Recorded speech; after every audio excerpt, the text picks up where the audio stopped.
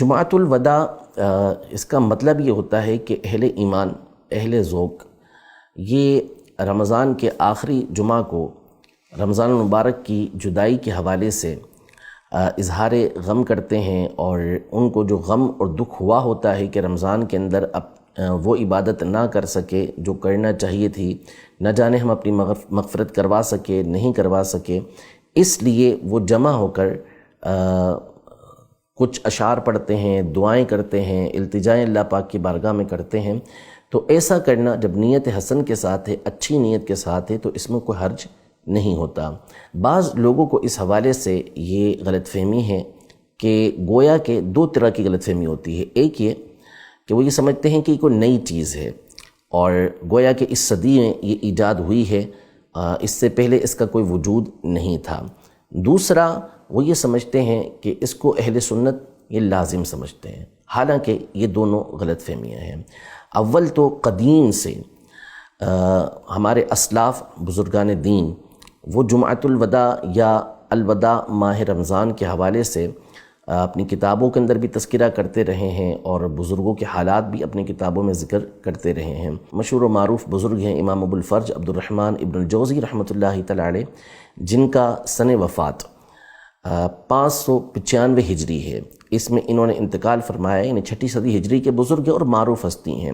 انہوں نے مکمل ایک رسالہ وداع رمضان کے نام سے تحریر کیا ہے جو مطبوع بھی ہے۔ اسی طرح حافظ ابن رجب حنبلی رحمۃ اللہ تعالی علیہ، جو مشہور محدث ہیں، مشہور فقیہ ہیں، اور ان کا سن وفات 797 ہجری ہے، یعنی 8ویں صدی ہجری کے یہ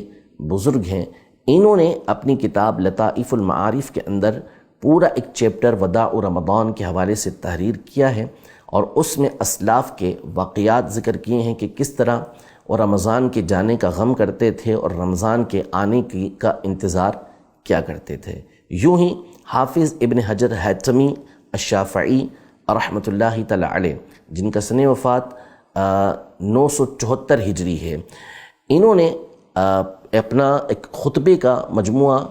ترتیب دیا جس کا نام ہے النخب الجلیلہ فی الخطب الجزیلہ۔ اس میں آپ نے ایک خطبہ جو ہے وہ خاص اس موضوع پر وداع رمضان کے حوالے سے لکھا ہے۔ یوں ہی حافظ محمد ابن محمد مرتضی الزبیدی الواسطی الحنفی، جن کا سن وفات 1205 ہجری ہے، انہوں نے ایک رسالہ تحریر کیا ہے جس میں انہوں نے خاص طور پہ جمعہ کے اندر جو خطبہ ہوتا ہے وداع رمضان کے حوالے سے اس کا آپ نے ذکر کیا۔ اسی طرح علامہ ابو الحسنات عبد الحی اللکھنوی رحمۃ اللہ تعالی علیہ، جن کا سن وفات 1304 ہجری ہے، انہوں نے اللطائف المستحسنہ کے نام سے ایک مجموعہ لکھا ہے جس میں پورے سال کے خطبوں کا ذکر کیا ہے، اور اس میں ایک خطبہ آپ نے خطبۃ وداع رمضان کے حوالے سے تحریر کیا ہے کہ جو جمعے کے دن پڑھا جاتا ہے۔ تو یوں اسلاف کا ایک سلسلہ چلتا ہوا آ رہا ہے کہ جو ابتدا سے ہی رمضان کے ودا کرنے کے حوالے سے اور اس پر غم اور غم کی کیفیت کے اظہار کا تذکرہ کرتے آئے ہیں کہ ہم پورے مہینے عبادت اللہ پاک کی نہیں کر سکے، جیسا کرنا چاہیے تھا ویسا رمضان کا حق ادا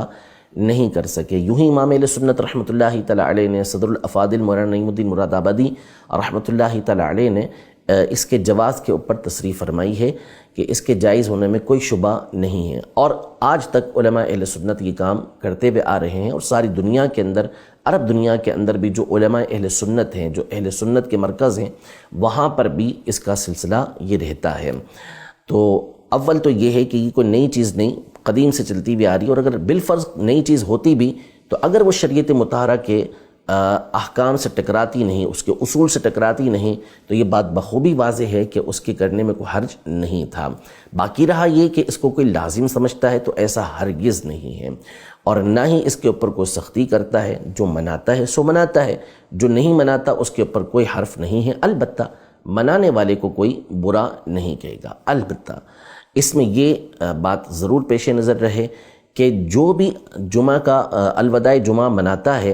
وہ شریعت مطہرہ کے دائرے کے اندر منائے گا، وہ کوئی ایسا کام نہیں کرے گا کہ جس کی وجہ سے شریعت مطہرہ کی خلاف ورزی ہوتی ہو۔ اور اسی میں سے ایک یہ ہے کہ کہ جو نہیں مناتا اس کو برا بھلا نہیں کہا جائے گا۔